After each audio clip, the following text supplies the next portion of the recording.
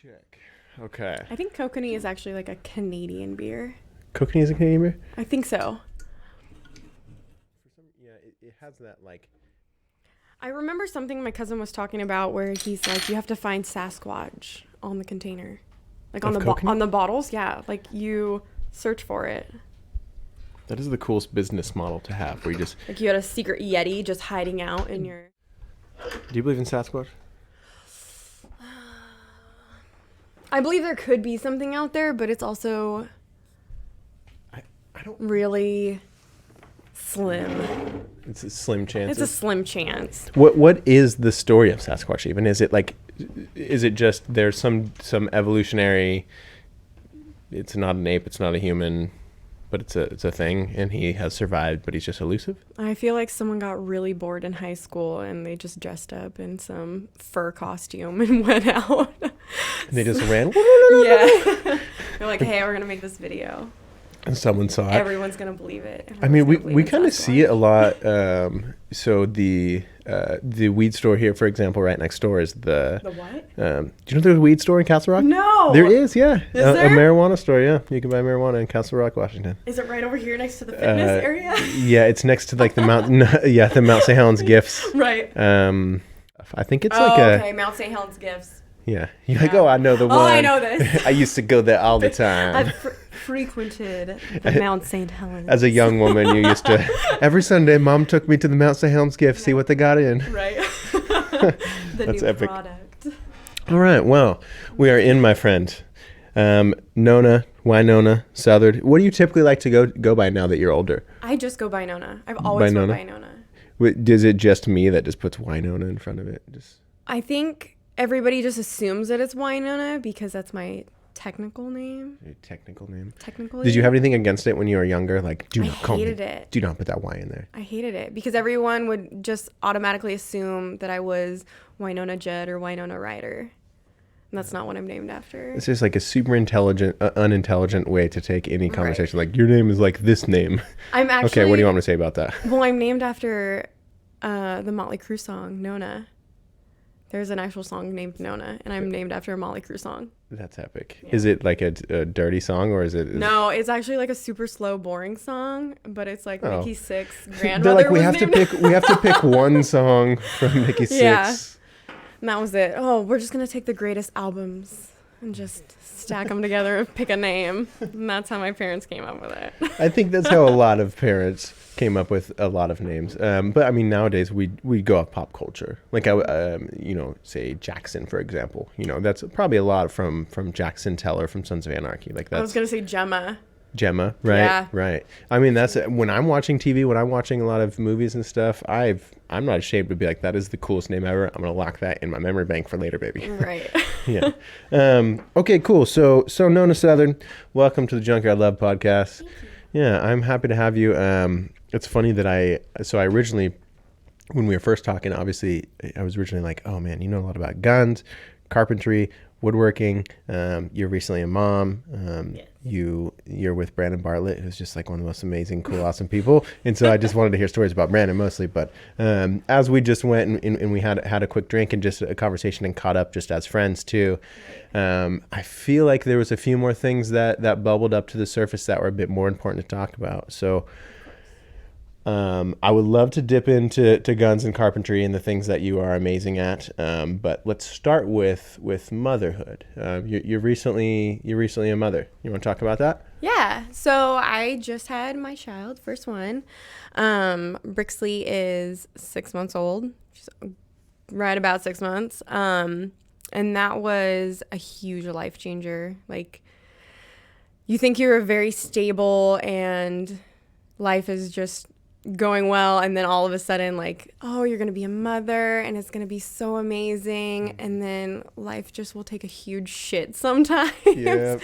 And just hit you with like all of this knowledge that you never knew that you could even grasp, because you're just having to take care of somebody that's not yourself. You have to be the most selfless person you can, which is definitely hard after being single for so long and just doing my own thing and always being a very independent person. Mm-hmm.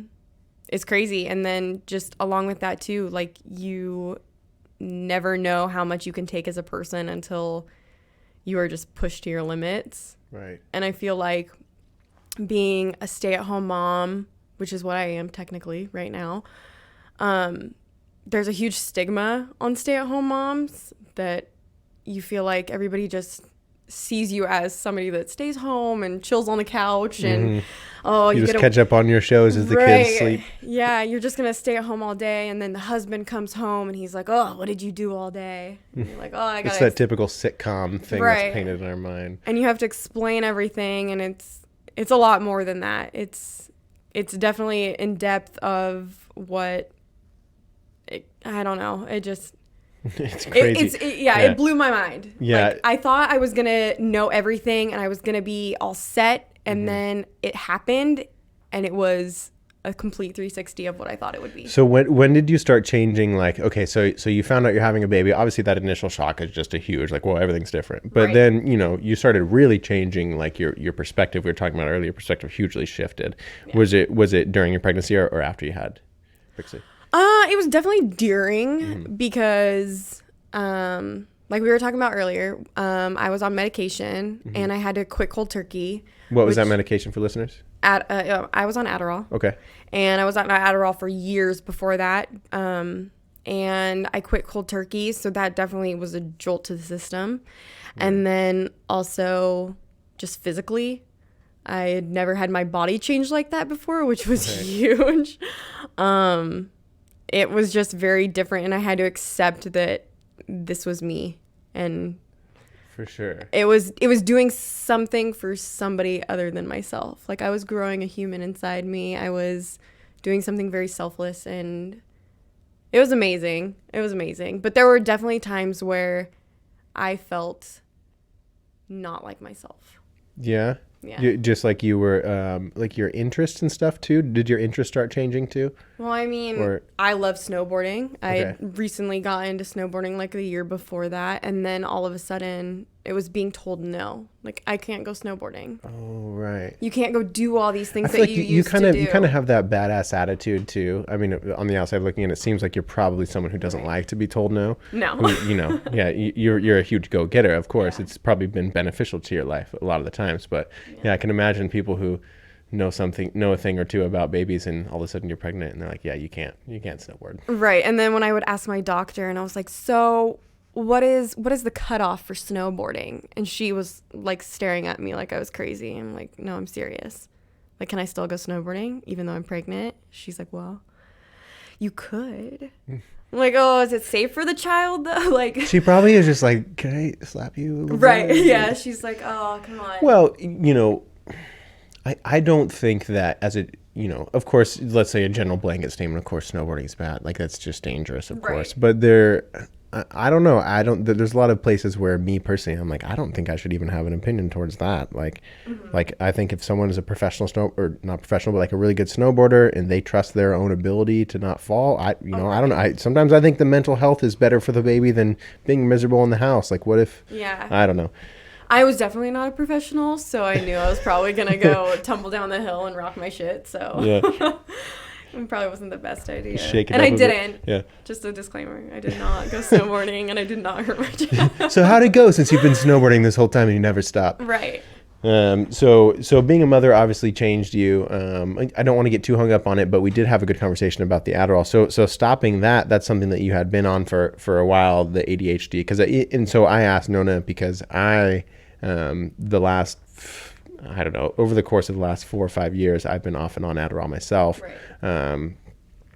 Trying to like figure out what works for me and trying different things and also using it as an avoidance too, in my opinion, or in my case. But, I'm off of Adderall now, and I'm able to manage my attention, and I've found a lot of other ways to help me, and I feel pretty dang sane being off of it. And it seems like you're not on it anymore, are you? No. Okay. And so how you quit, and it was cold turkey at first. It was terrible. Yeah. It's not not the recommended thing to do. Brandon can probably, relate to this a lot because he watched me, but he definitely, the day that I found out I was pregnant, snatched that bottle of Adderall right out of my hands because obviously it could, change how you're developing a child inside of you. And it was terrible. There was like some thoughts inside my mind where it's like, oh, I could steal that back and just like take a couple and just feel better. Right. And instead, here I am at night laying in bed, just like cold sweats, shaking, puking. I mean, the withdrawals, obviously the withdrawal symptoms, but just like the zaps of like, okay, I have to restructure the way that I think, because this drug, it helps you, it helps people. I don't want to say with ADHD, because we have an in-depth combo about that, but it's let's just say with ADHD, it helps anybody with their focus. And it's any drug, any amphetamine is obviously, of course, hard to get off. So cut it cold turkey. That was rough. I mean, it seemed like I came off of that drug and it was literally just like months of solid naps because I had no clue how to adjust. And when I was still working, I mean, I worked all the way up until like 2 weeks before I had her. So I was still doing my job. Was that nice to you? Was that a good thing to you, do you think? To keep working? Yeah. Oh, I had to. Yeah, of course. I just feel like a lot of different personalities. Some people prefer to just be solemn, but some people are like, I would really rather just keep going. I feel fine, or whatever it is. For me, I knew that if I quit, because I am the type of person that has to do something. Mm-hmm. Like, I can't just sit at home. It's making me crazy being a stay-at-home mom. I knew that if I quit working and if I just stayed home, that I would just go insane, because I got to keep going. Yeah, got to do something. But it was rough. I mean, I quit taking it and it was just like solid naps. We had even taken a trip over to Hawaii, and Brandon makes jokes about it, but I napped the whole entire time we were in Hawaii. Oh, man. Like, what are you supposed to do when you're in Hawaii? Were they good naps at least? They were good naps. You open up the window, you can hear the ocean, but it's like, what do you do when you're on vacation? You're a few months pregnant. You can't drink.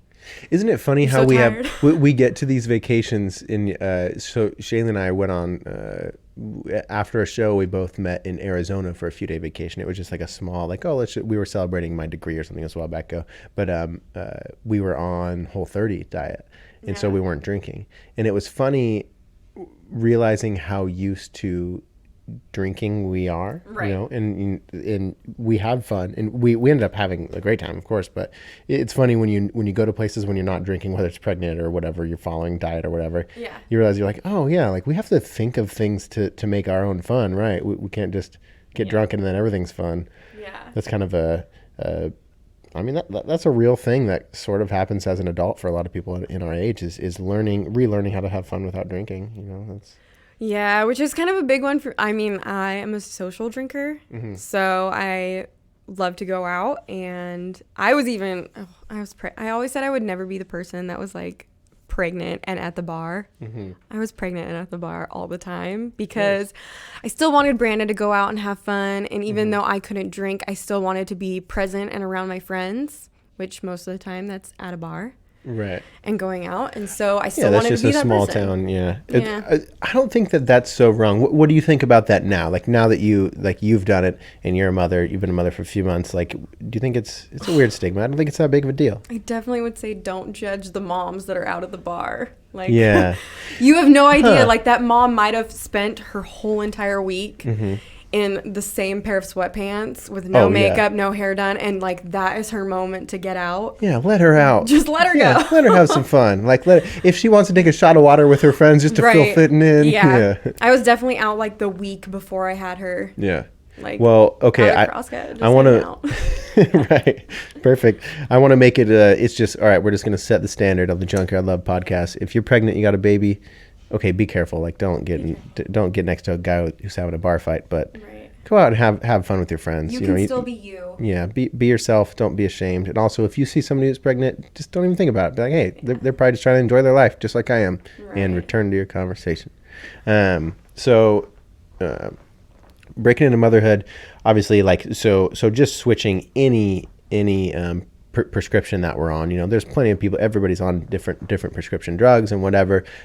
Motherhood, that's something that obviously I'm not a mother and I don't plan on being a mother, so it's something that I don't have to think about. But that is interesting to think that whatever medication or whatever you're taking, you get pregnant, and it's like, oh shoot, like do I want to have this in my system? Do I want to? Did you also have to do so like when you guys first got pregnant? Did you start thinking of like food and stuff too, or what? Yeah, I mean, I'm pretty more on the healthy side, I would say. Yeah, like right, our right. household is obviously, if anyone knows, Brandon. Totino's on this half and celery on this half. Or... Right. We're a little split, which bless his heart. If he wants to eat a block of cheese for dinner, he can eat a block of cheese for dinner. And you did post that the other night. I did. The fact that you said block of cheese and it's actually a reality. It's a reality. Oh, where I will eat Brussels sprouts and he will eat a block of cheese. I mean, he's still kicking. He is. He's still doing pretty good. He's doing very good. And he actually will eat things that I make. He ate Brussels sprouts. He's eaten greens. Okay. So he's doing very well. Like Mountain Dew? No, we don't drink Mountain Dew in our house. Okay. Yeah. No Mountain Dew in our house. No Mountain Dew. It's crazy. What's your plan for Brixley? Are you gonna be a no soda mom? I was a no soda kid, so I think I'm with that. Yeah, I think I would do I'm that with too. no soda, at least until she's a certain Yeah. Maybe I can come back up if she really wants. like it's a treat. Like it could be a treat kind of thing. Definitely but a treat. Definitely not like a pizza pocket mom. Dude, there's not to. There's parts of me where, like, looking forward in the future, whenever I have a child, I'm like, I just want to go live in the woods and not even, I don't want you to know that McDonald's exists. I don't want you to know that Dr. Pepper is a word. Right. I just want you to never even learn of any of these terrible foods or things. It's definitely hard, but then at the same time, it's like, I'm so tired. You're going to eat a box of mac and cheese. I don't even care right now. But I definitely lean more towards the healthy side. Mm-hmm. So, and also my mom owns a juice bar in town, raw juice bar. Yeah, definitely. So like I'll go stop by there all the time and just like go grind up whatever I want. We've got to plug that real quick. You want to let's give a lowdown real quick. Don't you think? Yeah. We should. I mean, it's okay. Yeah, it's a business that we both know, but it's also business. Something that if you live around here, and that this is a mental health podcast. So. It's super small town. My mom opened up raw organic juice bar, so it's all organic. She just all of a sudden one day was like, I want to do something for me. Oh, cool. Yeah. So, and my friend actually down in Redding, California, he owns like multiple juice bars. He started his own Roots company, and he's super successful. And I was like, this is a really great idea. There's nothing in town that is healthy for anyone. I mean, what's the other healthy alternative is just the health food store, which nobody, I mean. Do we have a? We have a health food store. Yeah, we do. I forget what it's called. They just moved, actually. Mm-hmm. Yeah. I mean, okay, but outside besides the of name. That, I mean, if you compare it, so in 2019, 2020, there's a lot of places in typical, so you go down to Portland, it's every half a block you can get fairly healthy. Whatever. Yeah, you get the bowls, the power bowls. And so what do you guys have? You guys have just like typical, how is it healthier than other? So, I mean, it's all organic. Okay. And she has all of her produce delivered to her. So everything is like prepared and washed and up to codes. And just she, she just has like this crazy, insane juicer where you just shove all the vegetables and the fruits inside of it and it just comes out and that's all it is. You don't add anything unless you want something added. I mean, she has like some crazy things like bee pollen. Bee pollen? She'll research. Wait, how do you get bee pollen? That seems mean. I have zero clue where she gets it from, but she'll research all of these crazy things that can help people. Right. And that's all. I mean, that's all my mom has ever wanted to do in her life. Is she's one of those people that will just help anybody, anytime, anywhere. So she loves that people will come into her store and just be like, "Hey, I have this problem," I don't know if I could technically say it. She has a customer that has ALS. Okay. And she actually gives her a free drink every single day. Holy crap. That's and so sweet. My mom is just like, I can't even charge you. I can't even make you pay for this because I don't want to. She's like, I just want to help you. Right. And so she'll like research. I think the bee pollen was one of the items that she... Oh, she researched it because she found out. Right. She was like, I want to put all of the ingredients that are going to help you with your symptoms. Beautiful. And she just goes from there. So I'm not saying that she's going to give every single person a free drink. Right. You're like, please don't ask my mom for a free drink. But no, that's great. This is a person that she knew for a long time and that, I had actually known for a while too. Well, Well, that's the cool thing is when you own your own business and when you live in a small town, it's like, oh, I can do this thing. I remember this way back in the day when I was a young kid. My skateboard had broke, and the skate shop owner, it was just a small little thing. Like, you know, that board probably could have cost him $15, but he was able to make my day by, like, my board had broken. He was like, hey, man, I want you to have this. I know you guys don't have a lot of money, or whatever it was, the situation. I don't remember exactly, but just like letting someone have a little bit of what you have because it really doesn't hurt you, and it you know, it's service. That's right. And like I try to talk to my mom about it, and I'll be like, hey, like, you know, what are your profit margins? Like, because I used to be into the accounting in my old job, and my mom would just be like, I don't know.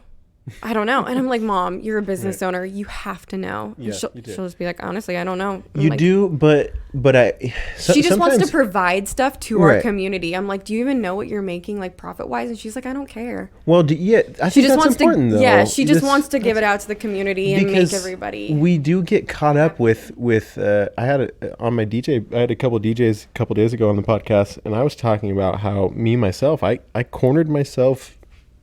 I had a couple of years of building a mobile DJ business without realizing I don't want to be a mobile DJ.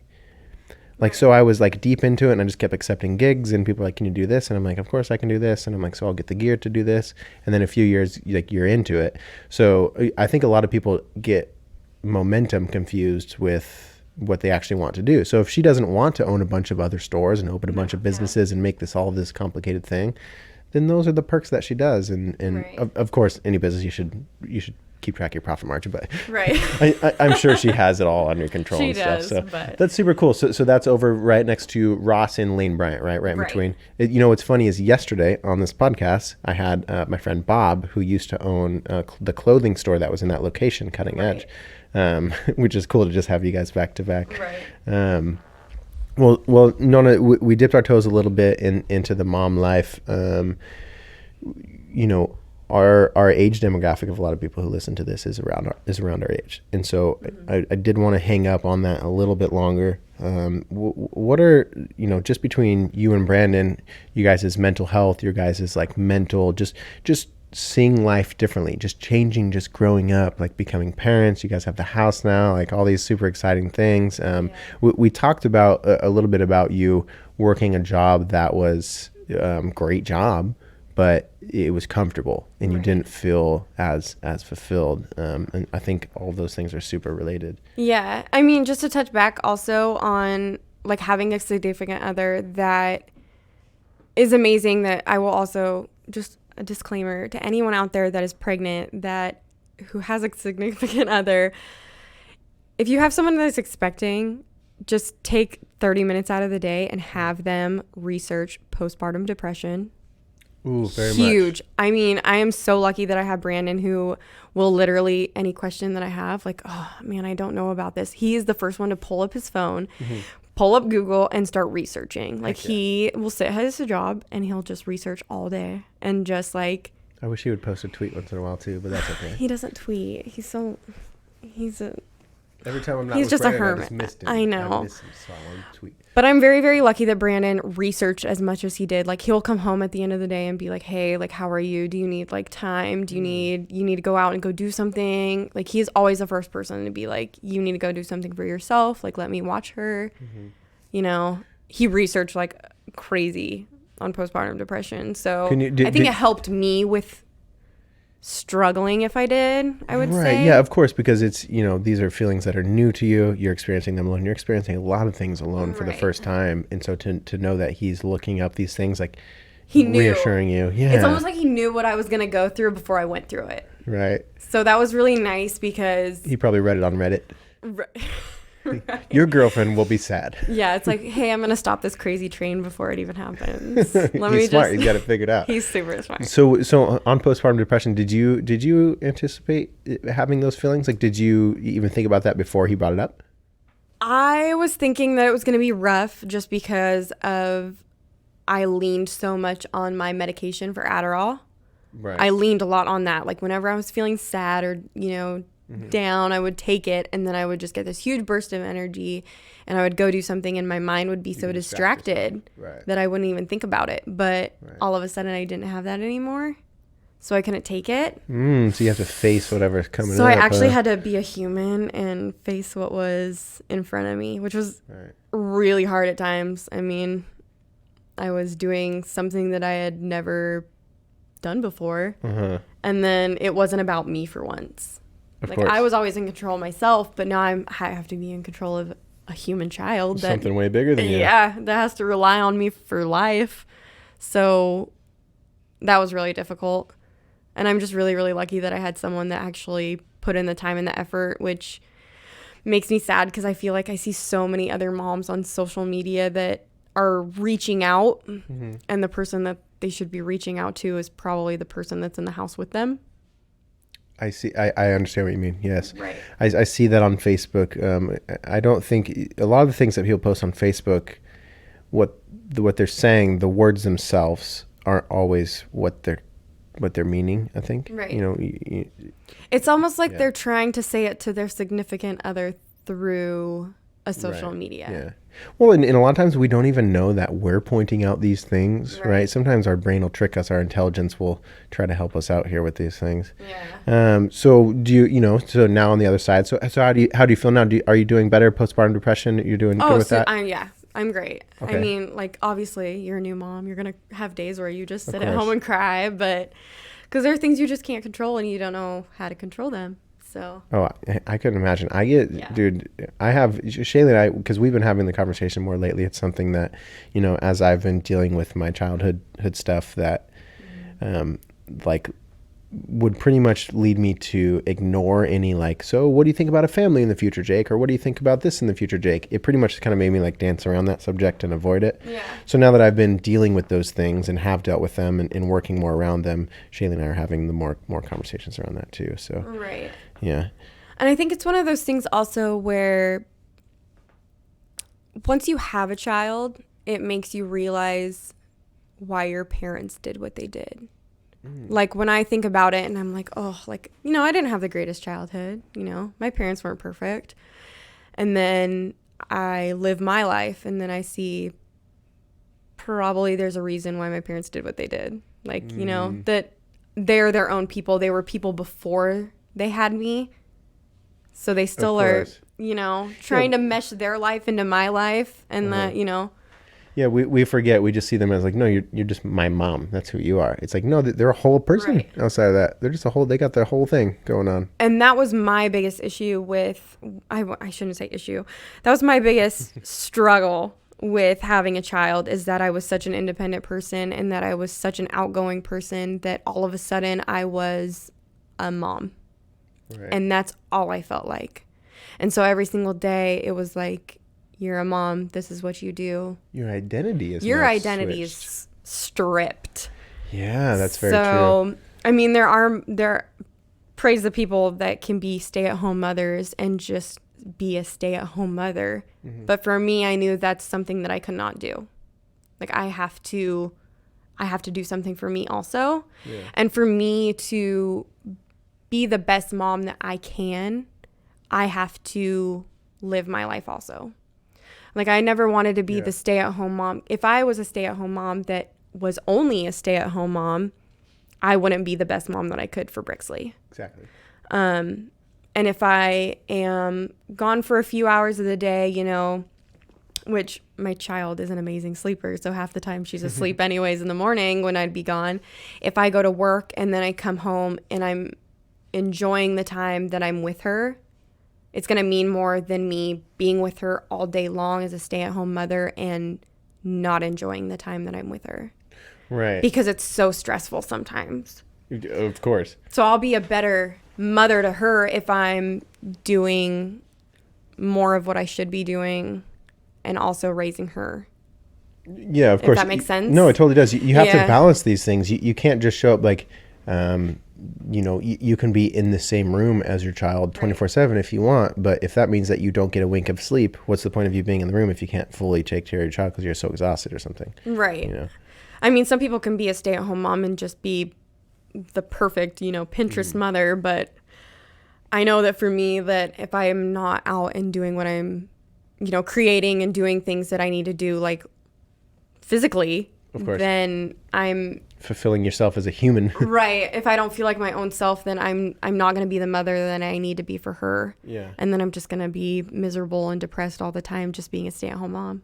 Then what's the point of showing up if you can't be yourself? I would rather be like 100% for, 6 hours of the day than 30% for an entire day. Yeah. See, I don't know if this is super related, but so me with meditation is such a huge thing to me now that like, I don't use it as like a bailout or like a preparation tool. It's a daily thing for me, but I do often find myself like, I have had a few times where I've been late to something, but it's because I had to get a meditation. But sometimes when I'm so stressed and have a lot of anxiety going on, it's better for me to be 10 minutes late than be on time, very anxious. Right. So that 10 minutes that I took to meditate and really calm down made me show up as a better person. I apologize for being 10 minutes late. Yeah. I don't know if that's kind of related. No, it is. I mean, it is because I feel like to be a new mom, there's like, it's a huge stigma because especially for social media, you feel like you have to be at a certain standard. Yes. With the perfect clean house and everything, and you have to post all the pictures. The pregnancy photos and stuff. Right. Which is, all that stuff is so cool because we can make an art out of being human, which is amazing. But it's just more. It's more stuff, right? Yeah.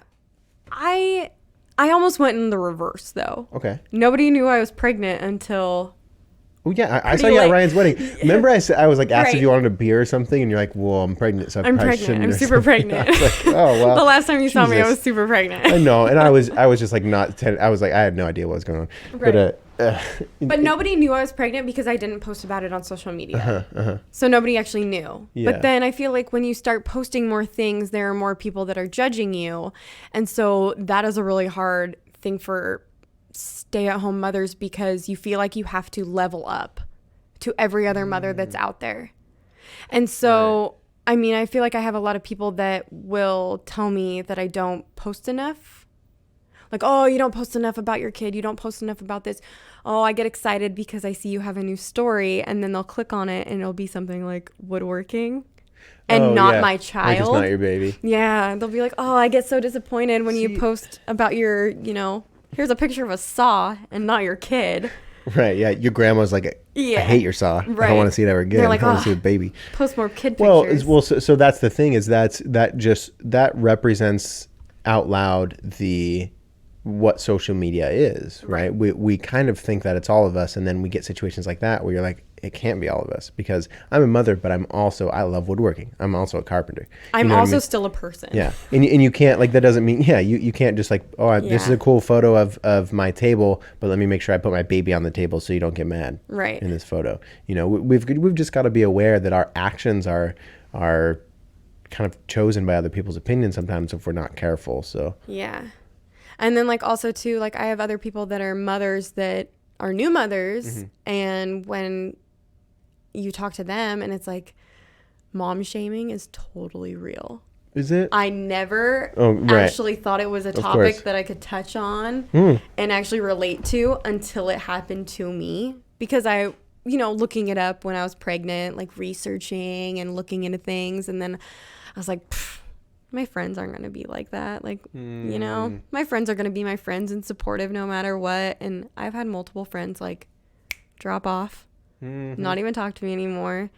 And then it's crazy because almost sometimes you feel like you can't talk to other moms because they're so judgmental. Oh, because like you're like, I don't want you to think that I'm doing this like fucked up thing, and then go tell the other moms. And you try to be supportive, but then it's like you almost can't talk to other moms because if you don't do things the way that they do things, you're a bad mother. You know what's funny is if you would all just have the conversation about it, you'd realize that like we're all doing those things. It's just on Facebook we don't. Right. It's funny we have these things that get planted in our heads of these perfect here's what you do and here's how you take care of a kid and here's what all the proper way to raise a kid. But I mean the truth is that nobody knows the proper way. I think a lot of people are just figuring it out, and that's the best that all of us can do. If your child is alive and breathing, you are succeeding. You're killing it, baby. You're killing it. You're doing good. If your kid's alive, you're doing good. Okay, so let's transition into guns and carpentry real quick. But let's just before that, any girls who are around our age who are pregnant, going to be pregnant, maybe going through like the after postpartum depression. Do you have any maybe a little bit of advice around that? I would say definitely do your research. Like, for as much as the internet can be a tool as much as a negative, I could almost say, is if you do have a significant other, just push them if you have to and just say, hey, take 30 minutes, don't play another episode of The Office and just watch this instead. Just look up some YouTubes and just research on postpartum depression, because if you know more about it before it actually happens, you're going to be able to prevent it and help it rather than have to deal and go through it and then try to fix it. Right. And of course you don't think it's going to happen to you. You never think it's going to happen that's to how you. all this stuff happens. But I actually had, just because of the nature of what I do and how I'm very loud about self-help and stuff. Right.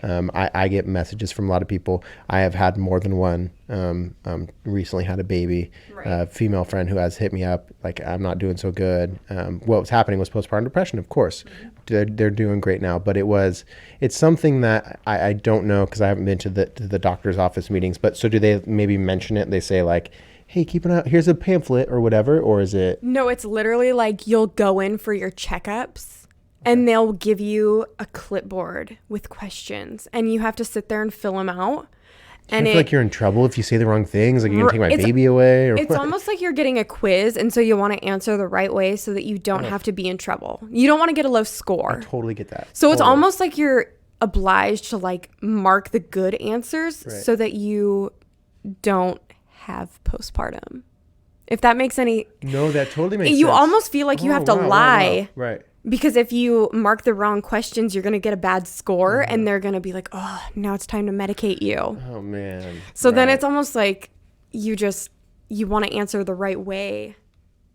I get that. Yeah. I get that. Well, okay. So listeners, be wary of that. It's okay. Like she's being honest about it right now. I mean, it's okay. You're going to have those things, man, especially in a small town, especially with Facebook and all the social media, you're going to want to like show off and be the best mom ever. But like sometimes it's kind of rough. I can imagine. I mean, I couldn't imagine. Yeah.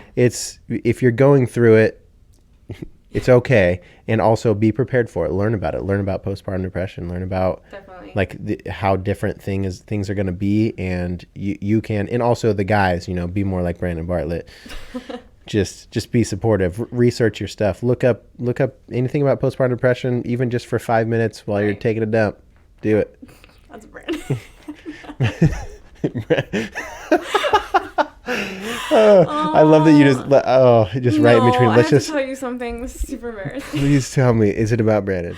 Brandon will take my phone and he will FaceTime with my phone on his phone so that he can go poop and watch Brixley. Oh my God. We got an iPad. That's the grossest dad move ever. We have Brixley's own iPad so that he can FaceTime the iPad while he goes to the bathroom. Oh my God. How is he as a dad? I imagine he's probably just so fun. Amazing. Yeah. Like I literally, you would probably think that he would just be the goofiest. Does he take it serious? He almost takes it too serious. I could kind of. I love you, Brandon, but sometimes he takes it too serious to the point where he will get frustrated because I am the mother and I can just do it so easily, and like I'm so like I can calm a child so fast because she's my daughter, because there's the difference between mom and dad. But he'll just be like, why can't I calm her? Why can't I do this? It's like, oh. I think that would bother me too if I was like, because I would want, like when you're around dogs and a dog barks at you, you want to tell the other person like, normally dogs like me. I'm a dog person. I'm a dog person. You want to be that one person who they're like, normally my dog hates everyone, but they like you. You always want to be that. So you want to be that around kids too. Right. No, he's amazing. I mean, I'm very, very lucky because he's the person that will be like, no, I'll get up with her. I'll get up. Yeah, he'll get up all the time and I'll get asleep. So. Yeah.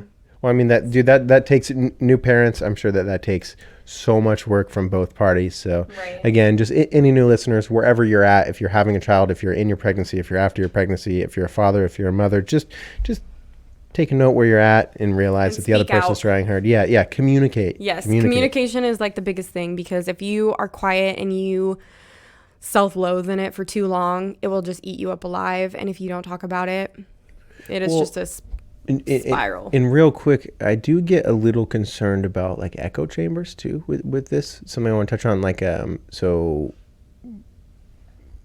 a lot of us have friends who are, you hit them up and you're like, hey, for example, Brandon's doing this, it's really bumming me out, and that girl texts you back and she says, yeah, fuck him, Brandon sucks. All the group chats. Yeah, so yeah, be careful, you know, talk shit lightly and have your fun. Of course, life is worth living, of course, but be careful of your echo chambers, and friends of people who are pregnant, be careful of, think about the rest of their life, not just this moment. Think about the long term, what's best for the baby long term, what's best for your friend long term. You know, if you have a problem with your significant other, there is no other person to talk to than your significant other. That's so true, Nona. I like that, because that is how it's all going to be resolved. If you have a problem, that's where it's going to end up. When it's us versus the problem, not me versus you. You post one thing on Facebook and all of a sudden it's going to blow up, and then it's just going to create havoc and be even worse. And yes. Yeah. Something that I am obviously, like I already have, but I will continue to do so, is point out just the weirdo-ness of all of social media. Oh, yeah. I'm not, I mean, I love social media. I think social media is so cool in so many ways, but there's a lot of weird things that we're noticing now that it's been a couple of years, and in our age are the people who were surfing the wave of technology and its coolness. Yeah. And so now we're at this age where we're like, hey, these things are kind of weird and we haven't talked about them, and they make us act weird. So, carpentry. Yes. I actually, so my father, he was a carpenter, he was a woodworker, but circumstance, I didn't learn I don't know anything about woodworking. I also worked in a lumber mill for 5 years, and I ran the machine that smooths the wood, and that's about all I know. Planer? So, yeah, the planer. Okay. Yeah. So, well, I worked at the end of the planer. I ran the machine that straps it at the end. Right. But so let's just, I mean, of course, you know, you're not claiming to be a professional, No. or you know, like just giving everyone all this advice, or that you're Right. just the best woodworker ever. But you have been making some seriously beautiful stuff. Shaylee and I send it back and forth, like the most recent table that you made, the herringbone one. Yeah. I remember the name for it too. But that's super cool. So how'd you get into woodworking, Nona? So I always had the father that he always wanted boys. And of course he ended up with 2 girls. So growing up, I was just always, you know, instead of doing ballet, we would lay 3-tab on our, you know, roof. And I learned how to do that kind of stuff. It was always more of like the man's work. And so I never really actually got into it until I had bought my house in Longview. I owned a house, and I started just doing small projects and started redoing it and just improving it. And then it just kind of like grew, like we were talking about earlier, where I had a desk job for 7 years and it just wasn't for me. And I would enjoy doing things that were more of like physical labor rather than sitting at a desk. And so when I'm doing those kinds of things, it doesn't feel like work. It feels like I'm just doing what I'm meant to do. And so, you know, more of like the carpentry lately was more of a reason just for me to get out of the house and just get a break from life and, you know, raising a kid, and just take like a break for me time. And so when I just started building things, and then, you know, I would slowly start to post about them, it was like I got more interest from people where they're like, hey, what you're building is really cool. Like, what you make is really awesome. I want some of this. And then, you know, I all of a sudden kind of had like this weird revelation moment, and I up and quit my job of 7 years, and it was crazy. And I have a new job with J.H. Kelly and going into carpentry. Well, congratulations. Yeah. It's super awesome. Huge change. change. So obviously I want to talk about carpentry, but really quickly graze over we did mention kind of your mindset of like, I don't really want to go back to this job. Right. It was kind of a, what am I doing with my life moment, where I kind of realized that sitting at a desk wasn't for me because it's not what I enjoy doing. So, I mean, I can go to work for 8 hours a day and sit at a desk, but I had to be medicated to do it. Right. Yeah. We were talking about that's kind of how you Yeah. you go get ADHD medication, and they're like, oh, now you can properly do this job. Well, it's, just who you are as a human being, your soul's essence Right. doesn't do super well at a desk. Right. I had to be medicated to do a job that I wasn't meant to do. If I was doing the job that I was meant to do, I wouldn't have to be medicated to do it because it was meant for me. That's not what I'm designed to do. I mean, if I was out working with wood every single day, I don't need it. Right. I don't need Adderall, but I needed Adderall to sit at a desk to do accounting numbers and work there, Yeah, because that's not of interest to you. And we all know plenty of people who can they get to accounting and they love it. They're great at it. There's some people who like would love to, if you want to sit at a desk and you do great with it, that's totally fine. But when you know in your heart of hearts that like this is uneasy and I'm not focused on this and whatever. So woodworking now, like what you're able to keep your focus when you're woodworking? You think it's because you're passionate about it? And yeah, I mean, definitely because, I think overall, I will say that Adderall definitely changed my mindset on how I do things because I know that I can start something and finish it. It definitely taught me how to do that, but more of I enjoy doing it. So it doesn't feel like work. Like what I'm doing doesn't feel like work.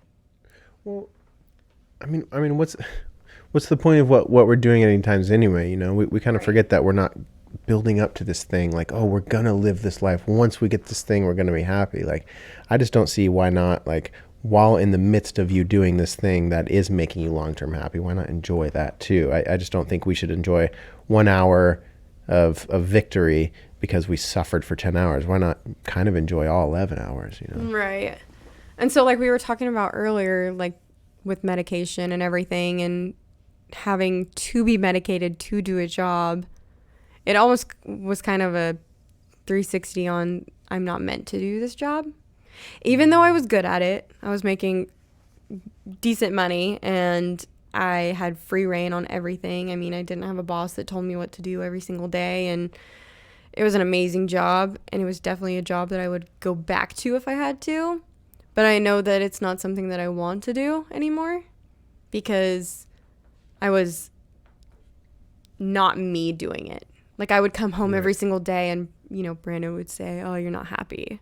Like I can tell you're not happy. Of course he can sense that, Right. Any significant other can tell you that you come home and you still are carrying the weight of work on your shoulders. Oh, right. I mean, Shaylee knew that very much, but I wasn't willing to tell her that I was so depressed. Like she knew that I hated my job, but I would just always like, well, but it's okay.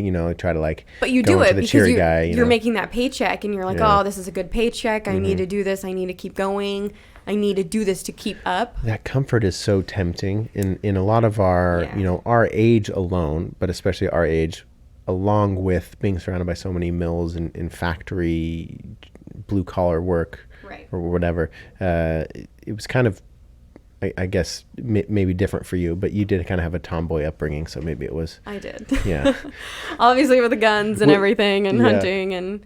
Well, so we'll go into guns too, definitely. But so woodworking specifically. So again, just congrats. Like that's so cool that you found something that you enjoy and now you're able to monetize it, which is something that like I don't even think you really care about that much, but it's just something that you enjoy and you're super dang good at it.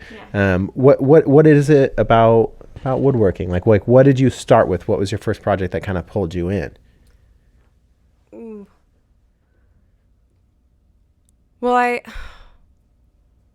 I actually made something for Brandon. That was my first project. What was it? I posted, it's, I don't even know how to describe it. Geometric. It looks kind of tribal-ish. Okay. It was just like a wall art piece. And I just like got so intrigued with making every single angle perfect so that it all fit together. And I spent hours and hours. It was like 3 years ago. It was like a something that I made for him for Christmas. Yeah.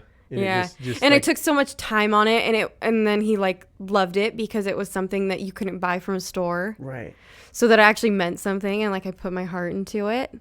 And it's still hanging up in our house. Oh, so, cool. Yeah. Those things really do kind of, as I get older, I value things like that more than I ever did. Yeah. I mean, it definitely took a long time. Like I was working on it like random hours in the night and definitely like putting everything I had into it. Mm-hmm. And then I did have my house, which I sold in Longview. And so I completely redid all the cabinets. I built doors. I tore out all of the carpet by myself. I redid all the hardwood floors by myself and the trim. So Jesus. yeah. What was your favorite part of that part? Like outside of the woodworking part, like doing the house, like revamp stuff. It was kind of like having something that you can see a before and after. Oh my God, I love the before and after. Before and afters are so satisfying. Oh man, mowing my lawn. I think that might be. I don't want to The narrow lines. down that. I love mowing my lawn, but like, I think it might be just for that one glance before I go in the house at the end. I think that's all I do. Like satisfaction. 5 hours of just intricately mowing my lawn and Right. making it look pristine. That 3 seconds of white right before I go in the house and I give it a little glance. And I'm like satisfying. super slightly OCD when it comes to things, which is very difficult because Great with carpentry though. It works out for you. right, but also with the fact that I can never deliver an item until it's like perfect. So like I right. just built a table, but I like couldn't take it over there until it was to my standards, which like some people don't have as high as standards. They But just I want their do. table. Yeah, it's like, oh, I just need a table to eat off of. But I'm like, no, this you're is a gonna do piece it, of do it art. right. I'm gonna do it. How did you do the herringbone one? Okay, so let's also, just for any listener, describe herringbone just as a challenge. But how did you do that one too? Herringbone is like a diagonal chevron. It's a It's design. difficult. Plaid, It's plaid like- argyle. Yeah, it's like a chevron, like a zigzag, I would say. It's a zigzag. But I just it's thought a it'd be s- it's a hilarious to make you try to stagger. explain Yeah, this is different. It's a with no visual. with no visual. It's like a staggered zigzag. Of course. It's hard. So you made the staggered zigzag piece of wood. Right, and you have to get it to line up, and you have to do the angles, and you have to, make sure that everything is actually going to line up before you make it perfect. And I am the person that will nail everything down and then rip it all up if it's not. Right. So it's like, ugh. Do you prefer to be like by yourself in your element when you're doing this? Yes. Yeah. 100%. That's how I am. I mean, I think there's something to be said about anybody's personal like flow state, but me, a lot of times even I'm doing a ton of things at once. I have like different projects that I'm working on throughout 5 hours, say, but I'm just like pacing back and forth. But if I'm by myself, I can kill it. I'm just locked into what I need to do, and I'm not even thinking about the time, whatever. I'm just doing my work. Right. I don't know if is it similar to you where it's just like a flow state, or is Yeah, it, like I'll be out in the garage and I'll just be like working on stuff, and then all of a sudden Brandon will like open up the door and be like, "Hey." and you're like, real world. Yeah, I'm like, "What's the time? What's my time limit on this?" But it's more of like a break for me than it is a working. Of course. So that's Which is that's fulfilling. Right. That's the point of doing finding art and finding things that you enjoy doing and Right. making. What do you see so lately you've been kind of just doing a little bit of here and there on the woodworking. What do you see for let's say pipe dream, let's say daydream, like what would you enjoy doing, would you say, with woodworking if it was all working out? pipe dream. I'll journey out in my carpenter apprenticeship, and then I will have just like my own day-to-day projects that I can do out of my shop. Yeah. Yeah. Do you guys have a shop set up at the house? No, we are going to build next summer. a Epic. shop. Yeah. Next summer? That's not too far away either. Hopefully cool. next summer. Yeah. Yeah. We're gonna bypass all of the materialistic items and just go straight for a shop. Ooh, right. That's what you should do. Brandon he's like, everybody keeps asking if we're gonna get married. I'm like, oh, a wedding The sounds money. super nice, but Yeah. also we really want to shop. So Of course. Yeah. Hey, what's going to make your life the best? That, really weigh it out. Don't try to impress anybody else or do what everybody else wants. Right. Weigh out what's going to be like, you guys can certainly get married, but if that just makes more frugal sense a couple of years down the line. Right. Yeah. I would love to learn more about woodworking one of these days. Like I'm going to make you show me one of these days. Cause that's something that I feel like a little kid about it, but that is something that I'm like, man, that would be cool. Cause I do like when things fit together very exactly. I like creating just anything. Yeah. I think that I would enjoy woodworking. But it was kind of like skipped around for me. So it's interesting to learn. We're doing pretty solid on time, but let's talk about guns. Okay. So in the gun world, Nona Southard, here's why I am interested in just knowing more about guns. Just say generally as someone who I plan on getting a gun soon. Right. I want to be a responsible gun owner. I have fired guns. Like, I'm not totally just like, I've never touched a gun before. I'm comfortable holding a weapon. Right. I understand the safety around it. I've shot different types of weapons, but I don't have my own. It's something that, before I have my own, I want to be comfortable with it. I want to know a lot about the weapon that's in my house. Shaylee, of course, wants to know the same thing. Right. But the reason why I'm getting a weapon, of course, self-protection. It's just nice to have a gun, of course. 100%. But I've been going by my fucking self in the woods a lot lately, and I just keep thinking of a cougar attacking me and how defenseless I really am. I think I have this knife, and I think that I'm gonna like fight a cougar with a dagger. Yeah, and it's so. Last time I just went 2 weeks ago, and I had this moment where I was totally chill. I wasn't even thinking about cougars or whatever. But I got about a mile and a half in. I ran in, and then I took my AirPod out, and then I heard like the yipping, like of coyotes. Yeah. And it turned on this thing where I was like, man, like, I don't really know much about coyotes, and if they surrounded me, I don't know if a knife. I don't know anything about coyotes. And then, of course, that projected me onto this cougar thing because we live in an area where there is cougars seen. So self-protection is something. Obviously, I go pretty deep into the woods. These are just on trails, but I'm going to bring a gun because I think it's safe. Right. What would you say for me as someone who I'm not totally foreign to weapons? What would you give me? What advice would you give me starting out about weapons?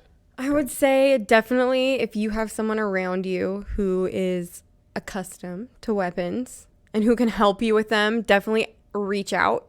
Okay. We are lucky that we live in a day and age that we have social media where you can join any forum, where you can YouTube anything. I mean, if you want to learn how to handle a weapon or even just be comfortable with one, you have it all at your fingertips because you have a phone now. I totally never even thought about that. I'm such a YouTube person, but I never even thought about like how to properly handle a weapon. That would be totally fun to type in. You can check Instagram like 15 times a day, but you will never actually like log on to YouTube to actually research how to handle. We do the silliest things. Right. Yeah. We use our phones more for basic day-to-day than actually to use the internet for what it's meant for. I think that shows a perfect example of, hey, your phone isn't really using you, or you aren't using your phone, it's using you. It's using you. It's this distraction thing. Right. And I'm lucky that I was able to meet so many amazing people that were so knowledgeable about the topic, and that I was able to go to events and to shoots and to learn from some of the best people, like not just the best people, but I would say like for women, it's easier for women to learn from women. So when I would go to 3-gun shoots, I mean, I've traveled like pretty far. I've been to like Utah, and the furthest one I went to was South Carolina.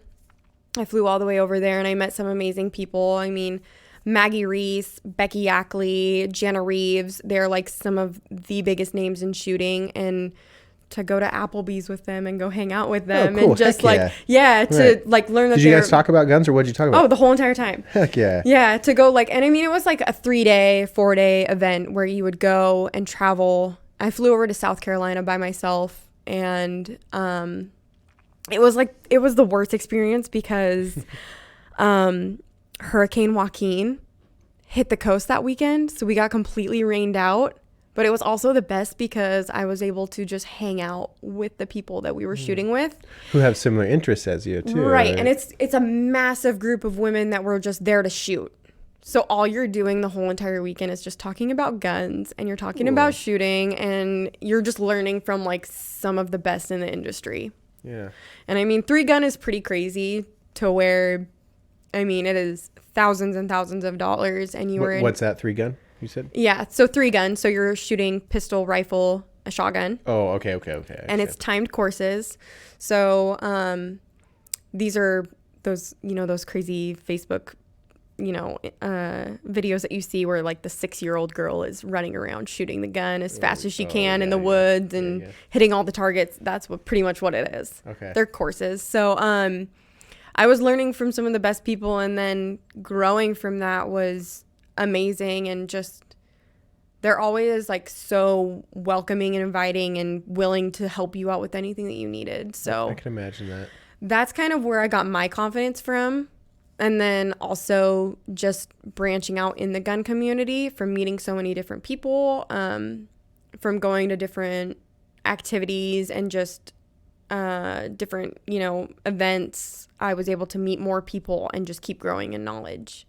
Would you say that the gun community general blanket statement is welcoming? So I could be like at the shooting range, I don't know nothing. I'd be like, hey man, I'm sorry to bother you, but I just want to make sure I'm using this weapon correctly. Could you help me? Do you think it's like open like that, or is it generally? Okay. I say that with caution because there is like that small percentage of that like right.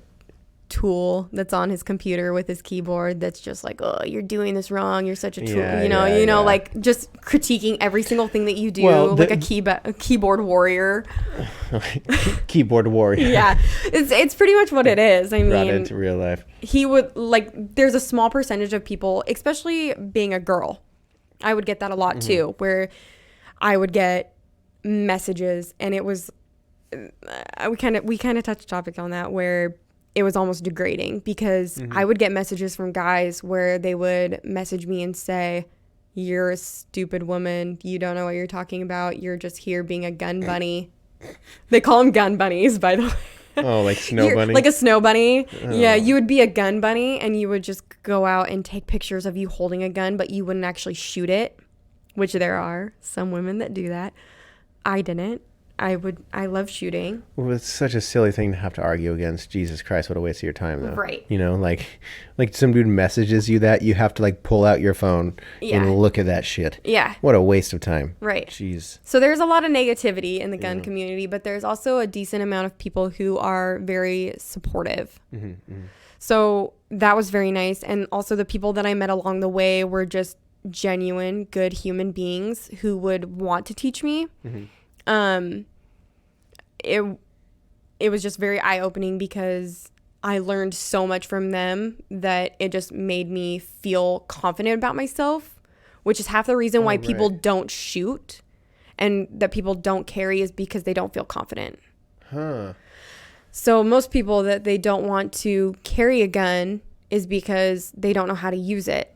Of course, you want to feel comfortable with that thing. Right. Of course. So, I mean, you can you can go out, you can buy a gun, but if you don't feel confident using it, you're not going to feel good about actually needing it when time comes.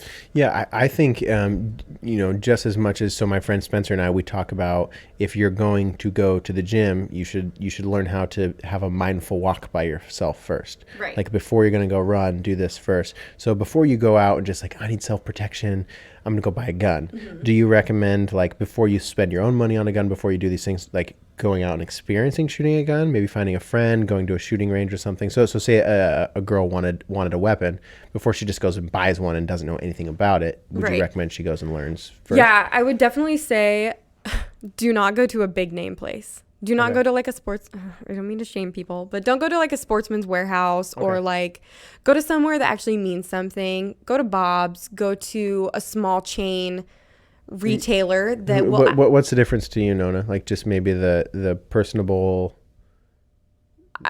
I mean, like, I don't mean to like name drop, but like somebody at Bob's is going to want to inform you more about things than somebody at Sportsman's Warehouse that they're going to want to just make a commission.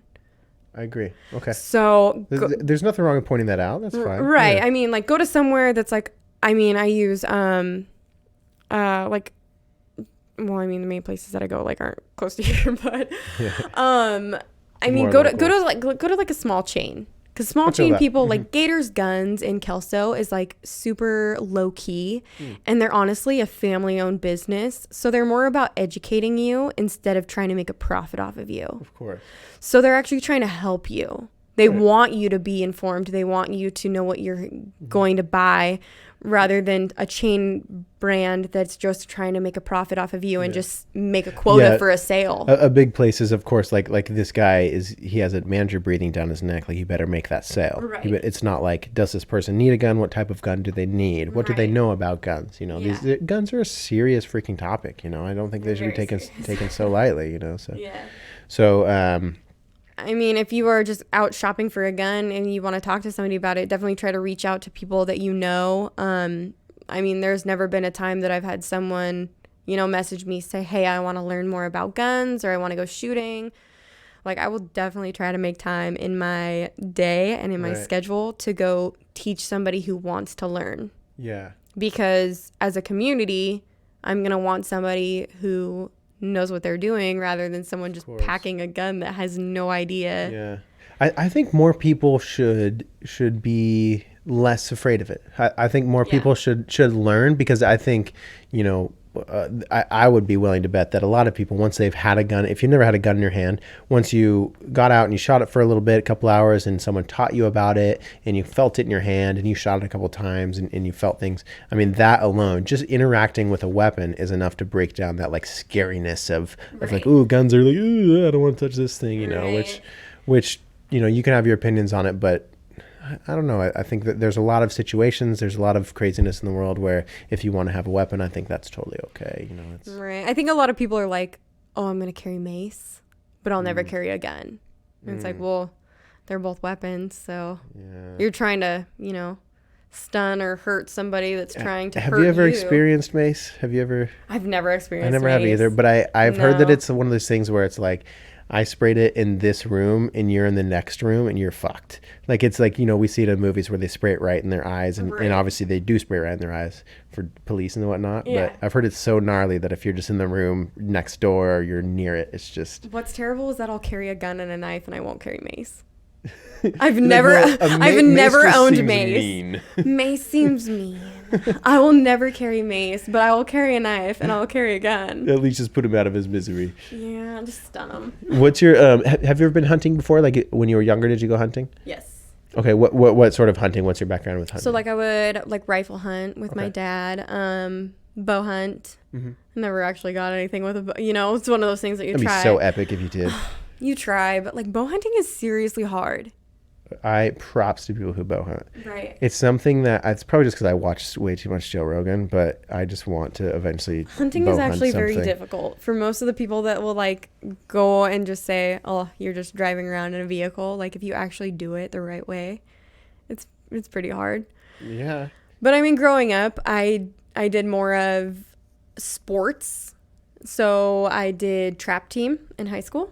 You did the what? Did you say trap team? Yeah, like trap club.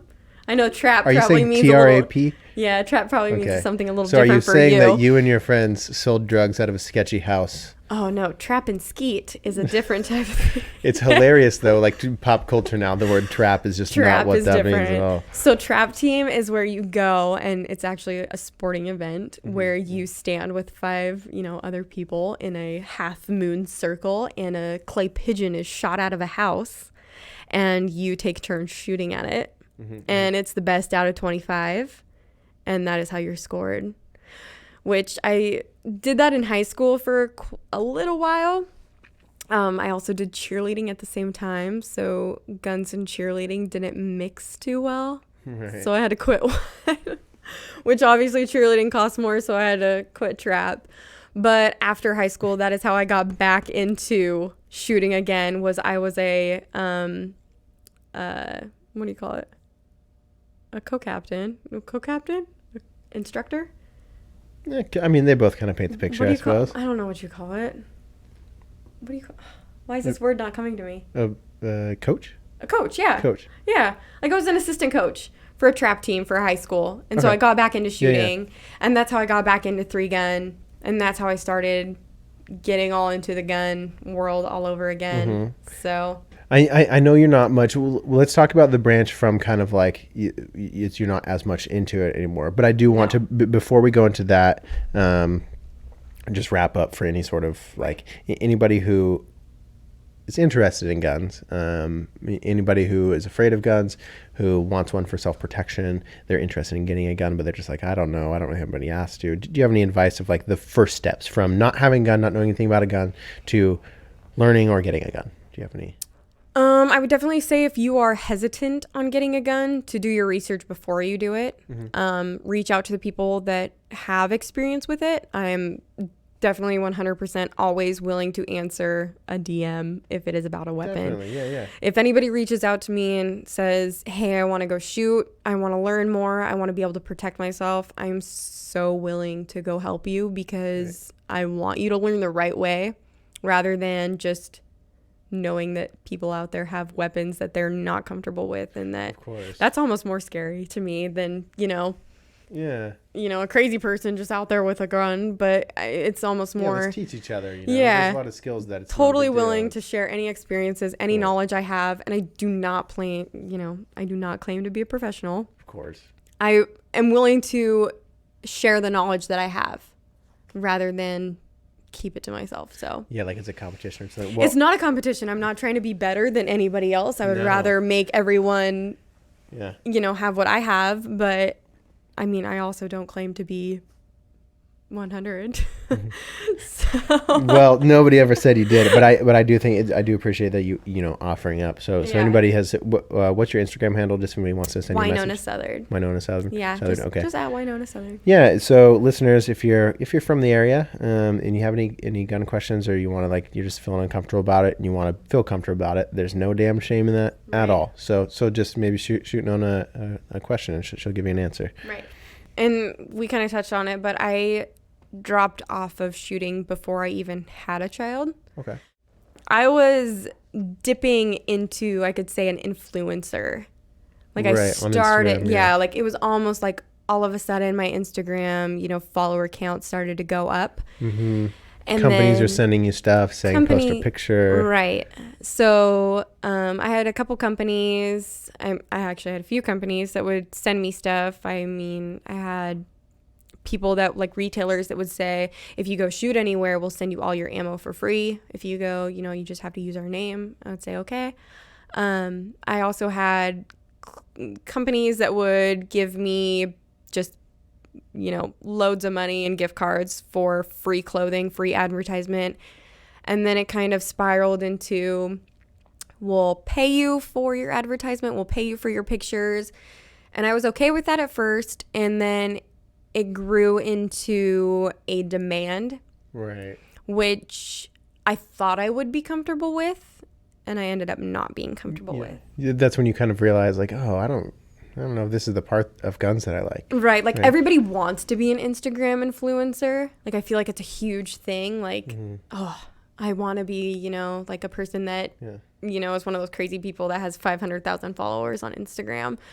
And I got nowhere near that. I mean, I was probably at 5,000, which is not a lot at all. But you started to get that uptick for sure, though. Right. Here it goes. Here it goes. Right. I mean, if you would have kept doing exactly what you're doing, you would have had K in your. Yeah. I mean, I had a company that was paying me, $50 a photo. Mm-hmm. And so even $50 a photo, you post, maybe even 15 pictures a month, which isn't really that big of a deal for people that actively. Well, that's just one company. Right. That actively use Instagram. If you post 15 pictures, that's nothing, but times that by $50 a picture, you're making a pretty good solid income. And then all the gear that you get too. Right. And I mean, they would give me gift cards of $500. Yeah. And it's that's a good size gift card right there. Right. And I had boxes and boxes of clothing just hanging around my house, which just created clutter. And then it got to a point where all of a sudden one day I was taking pictures and of course, everyone takes selfies. Mm-hmm. I was overanalyzing them. And I was overanalyzing them to a point where I wasn't feeling good about myself. And so this company would be messaging me and saying, hey, we need you to post, 2 pictures a week. And I physically could not bring myself to do it. I would sit there for an hour, look at a photo, look at all these I would take 100 photos. Right. And then try to pick the best one. And then out of picking the best one. Just one sweatshirt angle? Or? Right. One t-shirt, you're trying to take the best picture. And you would critique yourself to the point where you didn't feel good about yourself. And so it would take me hours, and I'm like, nobody else has this problem. You should be able to post a selfie, no problem. And I would sit there and look and look and look and look and look, and I couldn't do it. And so one day I got to the point where I couldn't do it, to the point of almost breaking down and having to message this company. And I said, I can't do this anymore. Right. And they're like, well, why not? Why can't you take a selfie and just post it? Like, we're paying you. It's easy. We're sending you free clothes, free money. Why can't you do this? And I just didn't feel good about myself. I critiqued myself over to the point where I didn't like myself. Mm-hmm. And it got to the point where I almost felt bad for the people that I knew that do like Instagram influencing, where you feel for them. For sure. And you just have to quit. And that was me. And so like you can definitely like scroll through my Instagram feed if you look at all the pictures like small, and you can see where I started doing guns and shooting, and I got really into it, and it grew and it got big, and then it just stopped. Right. And I quit. And even to this day, it still kind of affects me because I can take a bunch of pictures and I still won't post them. I don't post a lot. So now you second guess what you should or shouldn't be posting. Right. And it used to just be this thing that you don't think about. You're like, this is my Instagram, and post whatever I want. Right. But now I have a bunch of people, and I mean, I don't have like quite a follow. I mean, I have like a few thousand followers, but like some of them still follow me for the that I shot guns. Right. But I don't really post about guns anymore. So a lot of them unfollowed me. Yeah. So I felt like I almost had like a stigma that I had to keep up with it to satisfy other people. Well, yeah, that's the thing is like these people like that person that I was. Right. And when you come to realize that I'm not always that person, like, you know, I can be that person, and I was really into that person for a while, but it's not who I am fully. Right. And then it feels kind of weird. Like, I mean, you know, we got to remember technology, social media, it's a new thing for humans. It feels weird to like, you know, even having people unfollow you because you're not into that thing anymore. Like, oh, so I'm not interesting to you now or whatever. Yeah. And it's nothing against them. It's like, dude, you should definitely not follow things that you're not interested in. I think everybody should follow that. But it's a weird thing, right? It definitely does something different in our brains. Yeah. And it got to me where I felt so bad doing it that I didn't want to encourage it anymore. And then when I started to see other people who were posting all these things, and when I would scroll through a feed and see a product and I would see it and it's like, oh, I need this.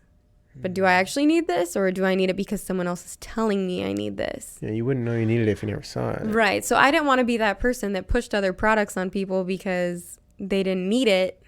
I didn't want to push it because I didn't want to be the pushing person, like the person pushing it on other people. It's a position that you never thought, you didn't realize existed, right? You're like, I didn't realize that I would be even in this position to where I would have to be second guessing, like my, you know, am I treating other people's time as valuable? Yeah. You know, it's something you have to actually kind of think of as an influencer. Right. It's, or even just stepping into the foot of an influencer. It's this new thing that's super cool and awesome, but then it happened, you know, like you're someone, I think what happened with you is you never thought that kind of shit would happen to you. Like that would be. No, never. You know, it's crazy. Cause then like, I mean, just like the smallest, like, you know, the John Wick movies where, everybody loves John Wick. I love John Wick. But it's when I first started shooting, the guy who trains John Wick, the Taran Tactical guy, he messaged me on Facebook. Oh, man. And he was like, hey, thanks for the ad. Like, great to, you know, connect with you. And I had no clue who he was. So I totally brushed it off. But like at that moment when I come back to it, I was like, shoot. I could have been something. Maybe I could have went down there and like hung out with him and like learned from him. But at the time I was like so young and kind of like naive to the whole like Instagram influencing kind of thing, where I was just touching my toes in the water, and I got out of it so fast that I like it wasn't healthy for me. Yeah, I mean that's the thing is you know you could have, although that would have been probably awesome, and I'm sure you wouldn't have regretted it by any means, but you know maybe that would have sucked you a little bit farther. Maybe this whole like in between of I don't know how I feel about this thing, maybe that would have lasted a couple of years if you would have done that. You know, sometimes we get sucked into. I was talking about like my mobile DJ gig. I was a few years into mobile DJing until I realized I was like I don't want to be a mobile DJ. Like, Yeah. I don't, opportunities are wonderful, but if they don't really match, we got to take a step back and be like, does this match our end goal? Like, does this make me happy in the long term? Right. So now that you don't, so I feel like you stop the momentum of like the Instagram influencer coming at you, sort of thing. And then, just family and a child and Brandon, just different things. Where are you at with just the enjoyment of shooting guns and that sort of thing now? It's more of, since I have a child, I feel like I need to have more protection, especially in this day and age. Yeah, shit's wild. Of course, shit's wild. I see all of those posts on not even Instagram, but Facebook, where it's like the sex child trafficking, where my child was almost stolen at the store. Like some guy was following me around, and those This just is why make you my should delete blood Facebook. boil. Makes my blood boil so bad, where I just want to be like, suck it up, get a gun, be the mama bear that you say you are. Yeah, there you go. I just want to like, Hey, there's nothing wrong with that. I think that we should all find ways to protect ourselves. Where it's a different view for us. We live in a place where it is safe to walk to the store as a woman. For the most part, I'm sure you guys you probably have thoughts in your head that I've never even fathomed.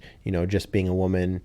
I always think of like walking to your car in the dark as a woman is a different experience than it to is be a man. Yeah, of course, definitely is. So you just have a different life. But I think that in places like busy places and in situation you just brought up, like people being proud in unsafe places, don't be afraid to protect yourself. Don't be afraid, male or female. And that's the thing, if you don't know much about guns, like even as a guy, you don't have to be a stud with know everything about guns just to get one for protection. Like you can have a gun if you want protected and feel safe. And it doesn't even have to be a gun. You can just have a basic knife or like some ninja stars, or a longbow. just pull your longbow out. All right, Nona, if you had to, Lord of the Rings version. Ooh. So if there was this fight and you had to choose like what your character is, like you're this for 10 years, if you choose a dwarf, you're a dwarf. What are you going to be? I'm going to choose Legolas. I'm an archer. Well, I would want a wizard staff. Oh shit! Dang, you just cheated. I knew. Forgot about that. I already knew. Dang. All right. Well, I'm just fucking fighting dwarfs or I'm fighting. Leave orcs. the 9mm at home. I'm taking a wizard staff out to the grocery store to protect myself. Leave the 9mm at home. I got this wizard staff. Epic. All right. Well, we're getting up here in time. Let's go ahead and round it out. Let's say if you have any little small bits of advice for any listeners you want to leave them with, anything? If you need a weapon to protect yourself. If you need a weapon to protect yourself, get a fucking switchblade. Nona Southard, I appreciate you. Thank you for offering these listeners a little bit of advice and a little bit of a different perspective. Thank you for being brave and sharing the newness of life that you're experiencing lately.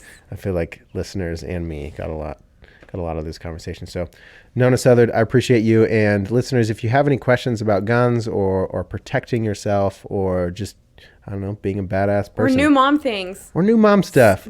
Mom support moms. Mom support moms. Just shoot her a message, Nona Southard on Instagram. And then just touching on one more time, postpartum depression. Yeah, it's very real. Seriously. It's very okay. Yes. It's something. A very normal thing. It happens to a lot. Yeah. And then also just on that same page, girls, moms of small communities, none of you are against each other. No. You're not against each other. You're on Mom the same page. Mom shaming is not cool. Yeah, that shit's corny. Be nice. Be nice. Seriously, be nice. Be nice. All right, Junkyard Love Podcast out.